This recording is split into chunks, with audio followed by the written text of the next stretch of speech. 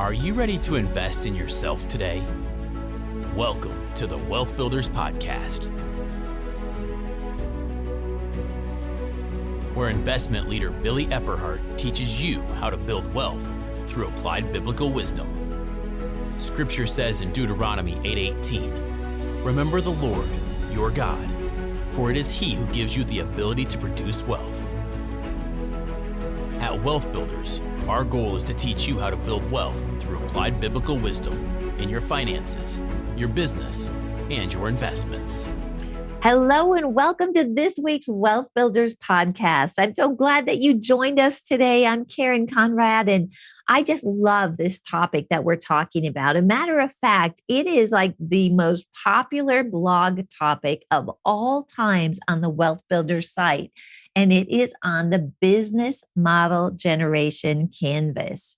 Well, I'll tell you what, this business model canvas has helped so many businesses and organizations, all the way from startup, all the way to big corporations. Every box that's in the business model canvas is key, and it really breaks down this overwhelming idea of building a business plan and puts it on one page. And from that one page, we're able to springboard into all different types of business plan objectives, details, implementation plans. It's just a very amazing, amazing tool. If you listened last week, we talked about the value proposition. And this week, we're going to be covering customer segments, customer relationships, and the ever important revenue streams. So I want to encourage you to fill out your business model canvas as we go along here with these podcasts. If you want a free download of the tool that I'm talking about, go to wealthbuilders.org/blogs. And in that blog, you'll see the topic or the podcast that I taught on last week.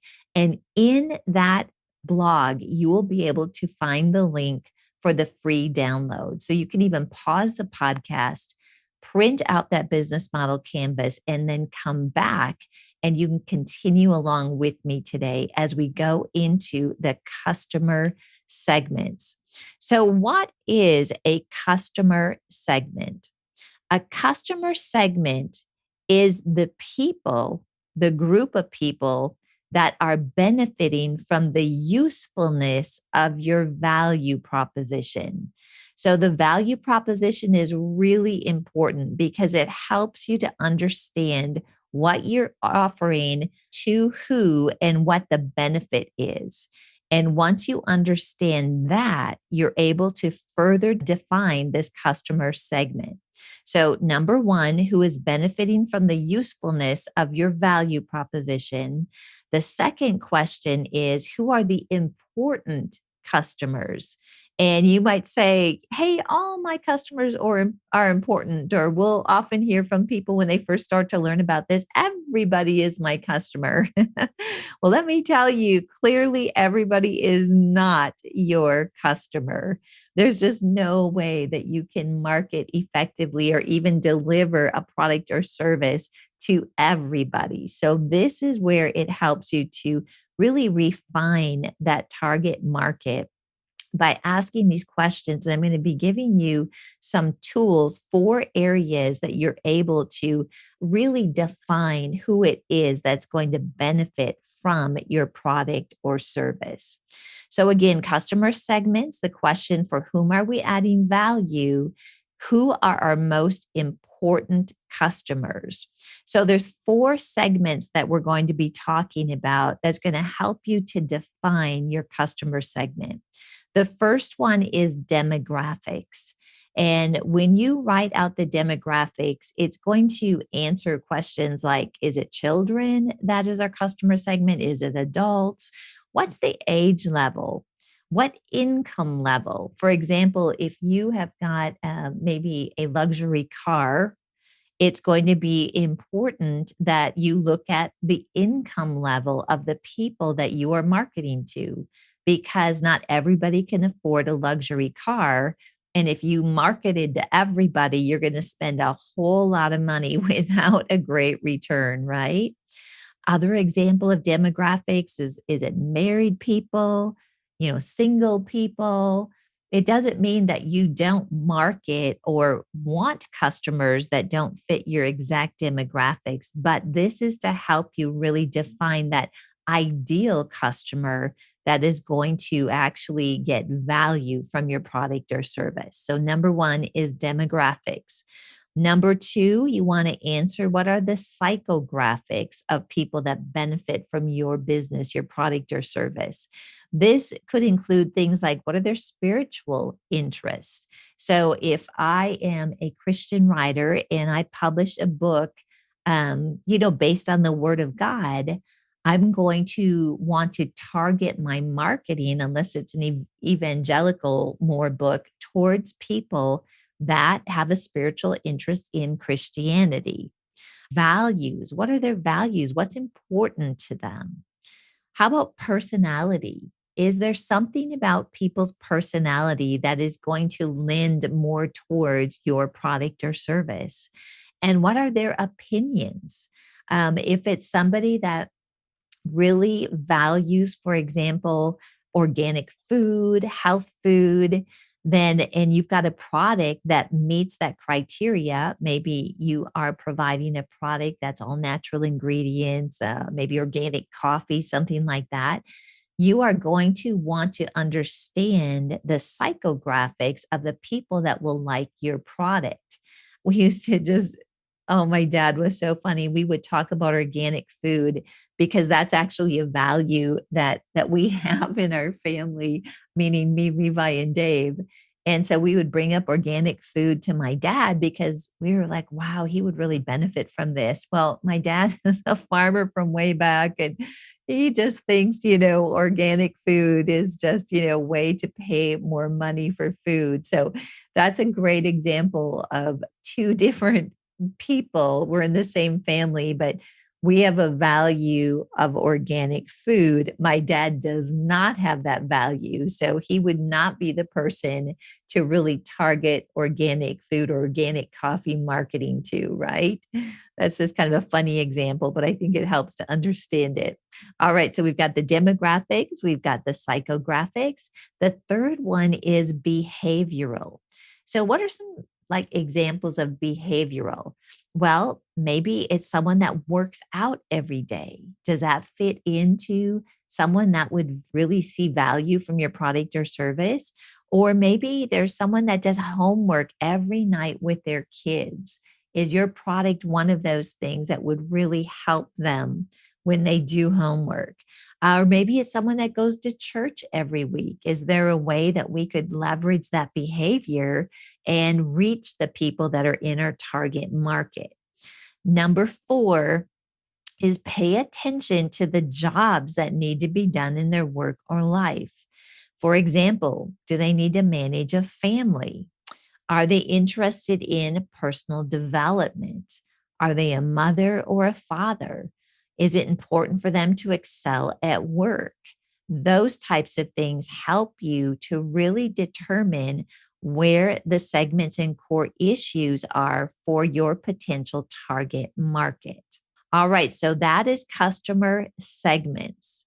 So I want to give you just an example of this as well. And this is just easier for me to explain from my own business. And I had to walk through this with my home staging business, really trying to determine what my target market was.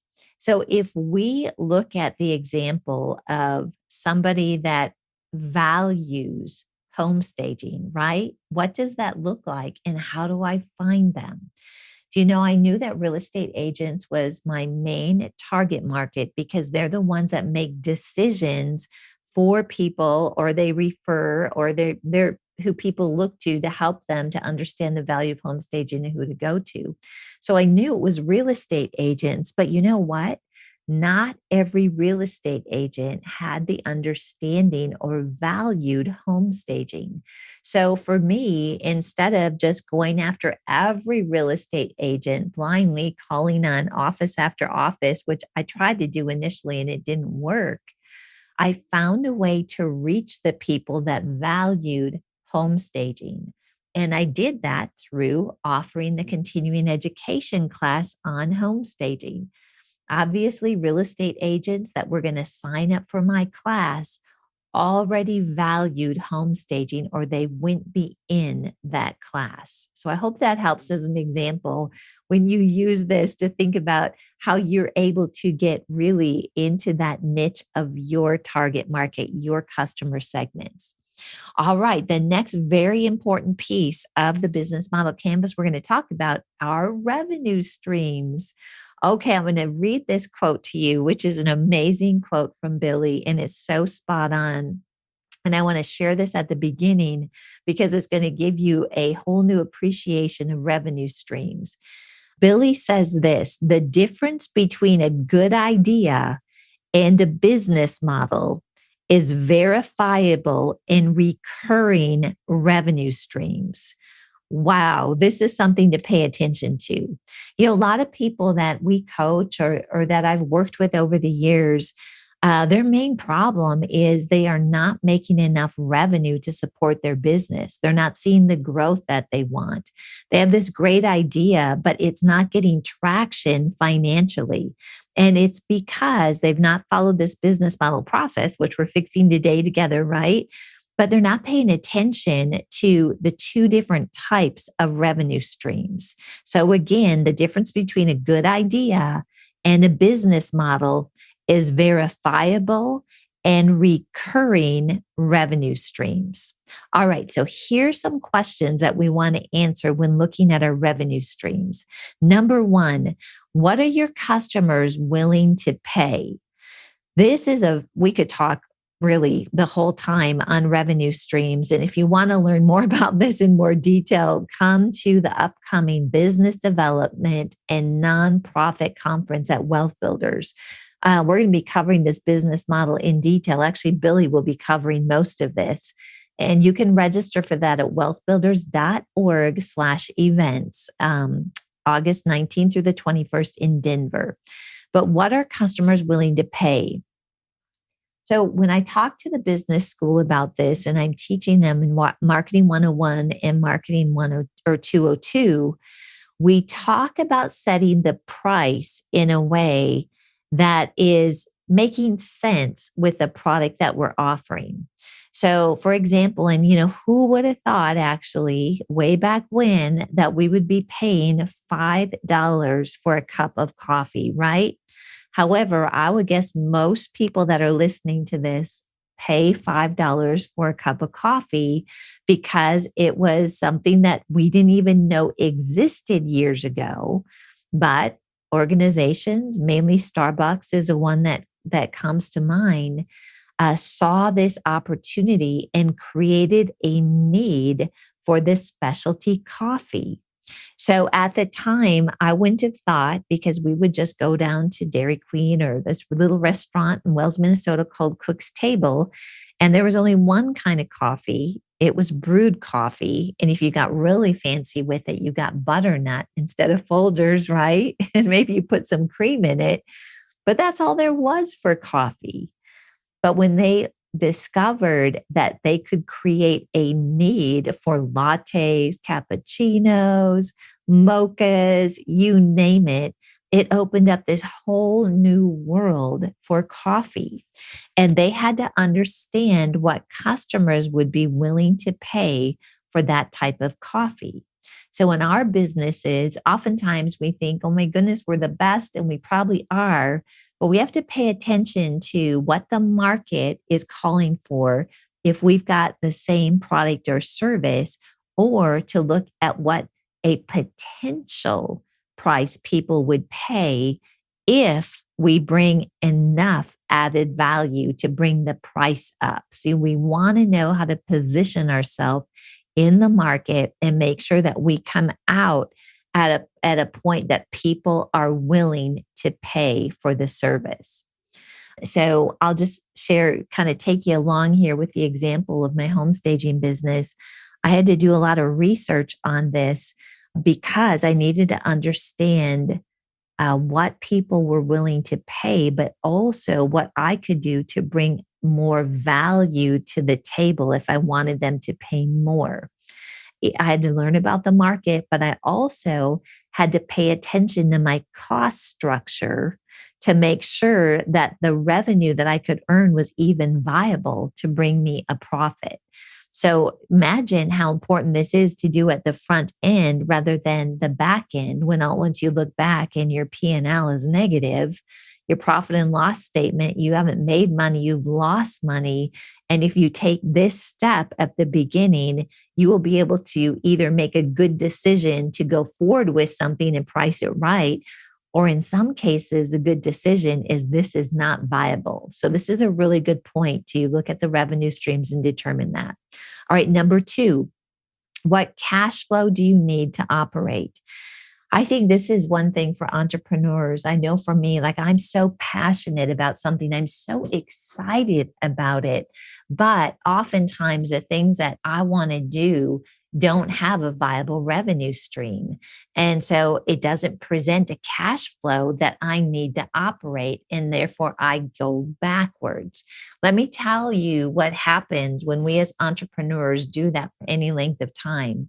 We get discouraged, we get frustrated, and it even opens the door to just getting bitter about a business. And we don't want to do that. And we can help think through these things at the beginning to make sure that we don't get ourselves or the people maybe that have hired us to help them in that position. All right, number three, what is your point of sale? Meaning, define at what point do people actually pay you for your product or service, and how do you collect that money? That seems kind of silly, doesn't it? But I can't tell you how many times in conversations when we do consulting where that's a question that hasn't been thought through. So we really think about a product, we think about making sure it's priced right. But the question is, how will people buy it? And where is that decision point in the process?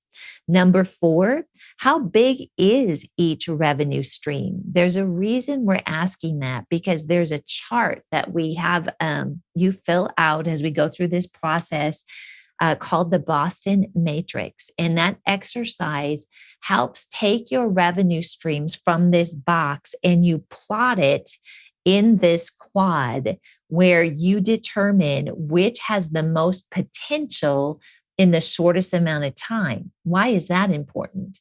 Because when we launch something, we launch a business or even a product, we want to make sure that we are hitting the point of profit as early as possible in the process. So it's important to define how big each revenue stream is.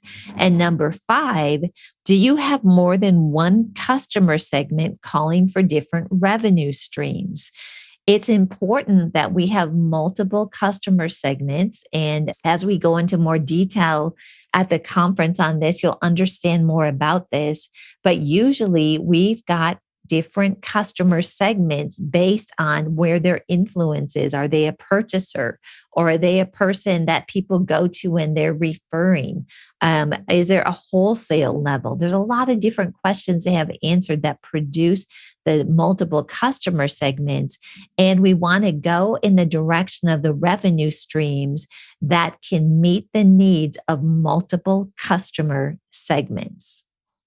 All right. So revenue streams, here's some examples of those that just get you thinking about it. You're probably already thinking about it with your business, but revenue streams include things like this: an asset sale. So you actually sell something. So if you're in real estate, one of the things that we do is we build in flips so that for cash to come into our company, we're able to do that through a sale of a property. Now, we don't want to sell all our properties. We want to do buy and hold for recurring revenue streams and passive income.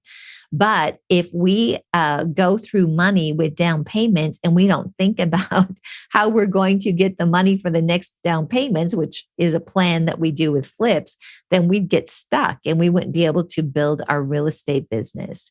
Usage fees are something to consider. Things like subscription fees.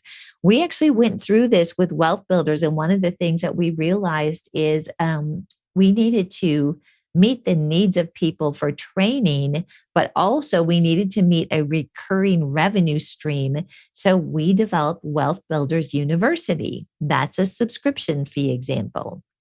Another example is lending, renting, and leasing. As I mentioned, that can be passive income. It comes in every month. You can count on it, and you don't necessarily have to sell something in that situation, but you pick up an asset that you're able to collect revenue on. Licensing fees, brokerage fees, advertising fees, and pricing mechanisms. These are all examples of revenue streams. Also, you want to think about, I mentioned it briefly, but you want to think about recurring revenue streams along with those one time sale revenue streams.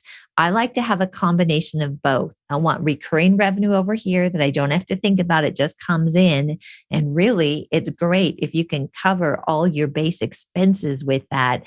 But then you kind of want what I call a shot in the arm here and again with a cash infusion. And that really helps you to build up those reserves. It really gives you cash in the business and can make the difference between a profitable business and maybe one that's just getting by. All right. One question that you want to ask yourself as far as revenue streams is, do you have potential revenue streams beyond the customer's initial purchase of a product? So here is a quote from an Atlanta-based serial entrepreneur and company strategist, Eric Holtzclaw, and he says this: a product solves an individual need, but a real business has something customers will come back for again and again. All right, let's move on to our final topic today, which is customer relationships. So, what is a customer relationship? Well, a customer relationship answers the question to what sort of relationship do your customer segments want from you? It's really important that you understand this, and you need to define a customer relationship for each customer segment. So let me just give you again an example going back to the home staging business. One of my main, most important customer segments was real estate agents, right? So, what do those real estate agents expect from me as a home stager? Well, obviously, they want the home to look great because that's going to give them the best opportunity to be able to sell that home fast at the highest price. But there's some other things that were important to that customer segment that I was able to really think through and capitalize on. One of them is they don't want to have to babysit you as a home stager. One of the things that they value is someone that they can trust, someone that can go in and talk to their customer, their mutual customer, because I'm home staging for their customer, right? And someone that can go in and just take care of it without them having to get in the middle of it. So, one of the things that I realized is that the ease of doing business with me was really something that was important for people. Also, most of the time, people don't know a month ahead that they need my services. They wanted the services usually quite urgently. They just got the listing, they're ready to put it on the market, or they've had a house on the market that wasn't selling and they need me to be able to respond to them quickly. So, those were all things that I understood about that customer relationship with the real estate agent. So, I built my business to accommodate that. One of the biggest things that I did is, as a licensed real estate agent and home stager, it was important because I could get access to their listings at their houses without them having to come and let me in. All right. And then customer service. Here's things to think about as far as a customer relationship. What are they looking for from you in your customer service? They want you friendly. They want you professional. Do they want you to be, or do you have to be close to them? So, do you have a business where you need to be able to get to them on site? Is phone support important? Is chat support important? all things to think about with customer relationships. Here's some additional information. We talked about what type of relationship does our segment want, which ones exist, and what's the cost of them. So when you look at, for example, the one that I shared with you that I needed to be available right away. Well, what did that cost me? It might be a money cost. And I'll tell you an example of that. If I have good clients, and one of the things that I tell them that I'm going to provide is I'm going to be available for them to take care of them when they call me within a day or two. Sometimes I didn't have any furniture left. So guess what I had to do? I had to go buy furniture, usually at American Furniture Warehouse, on the spot and try to figure out how to make in stock things work so that I could deliver that value to them in a way that they expected. Also, if you think about the cost of being a real estate agent, there were fees, MLS costs, E&O, those types of things. That was a cost that I had to take into consideration to be able to deliver on the expectation that I set with my clients, that they don't have to come and babysit me. I can go ahead and get in the house without them there. So those are things to think through. It's really easy on the front end to make promises.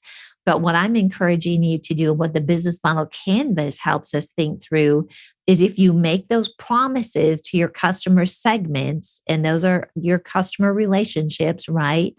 What does it cost you? And are you able to have a viable profit with those promises? All right, then your relationships definitely have to reflect the customer's need.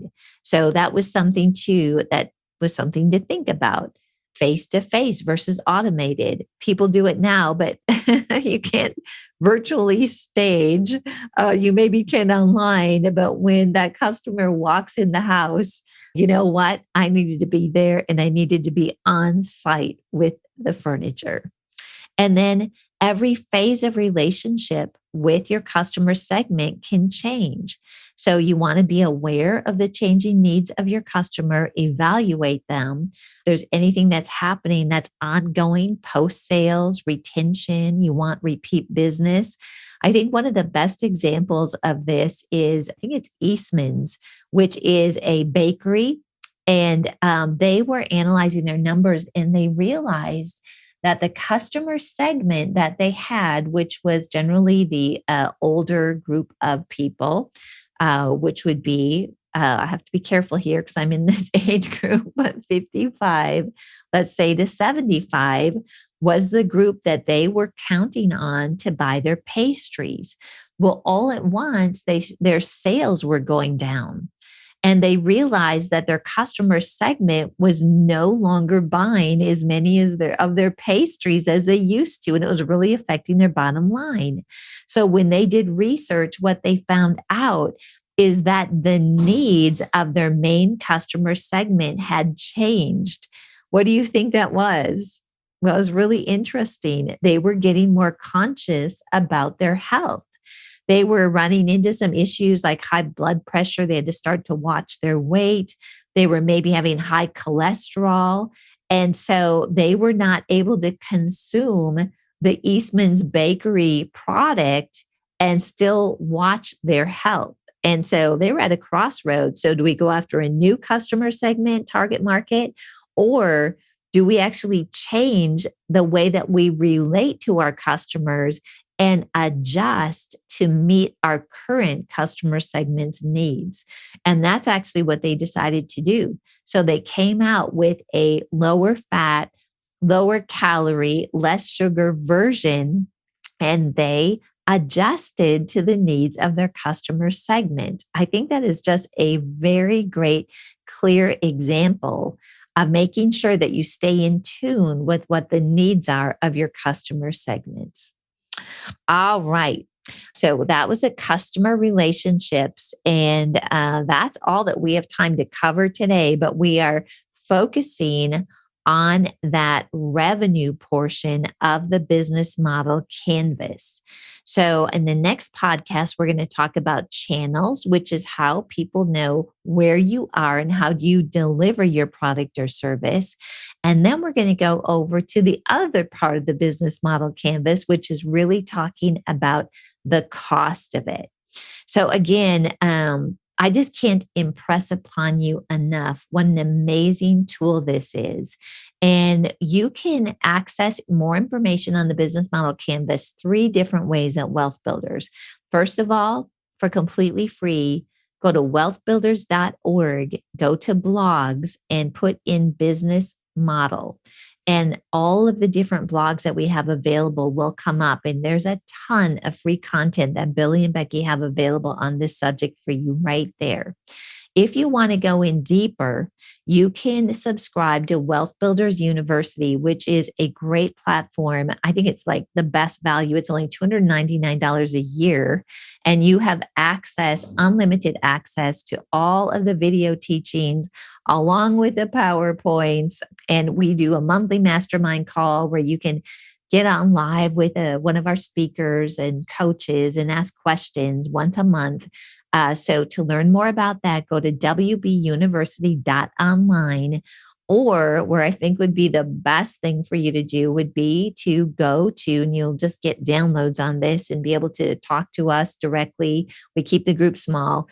Go to the upcoming Wealth Builders Business Development and Nonprofit Workshop, August 19th through the 21st in Denver, Colorado. You can learn more about that at wealthbuilders.org/events. Well, thank you again for joining me today at the Wealth Builders podcast. We're just so grateful for you for tuning in each and every week. And we're just so glad to have you part of the Wealth Builders family. So God bless you and make it a great rest of the day. We'll see you next week. We hope you learned something of lasting value today from this Wealth Builders podcast. If you'd like any tools, teachings, or resources mentioned in the podcast, you'll find them online at wealthbuilders.org. Wealth Builders exists to teach you how to build wealth through applied biblical wisdom in your finances, your business, and your investments. Wealth Builders is a nonprofit organization. We depend on your donations to keep this podcast running. Please consider donating to us on wealthbuilders.org.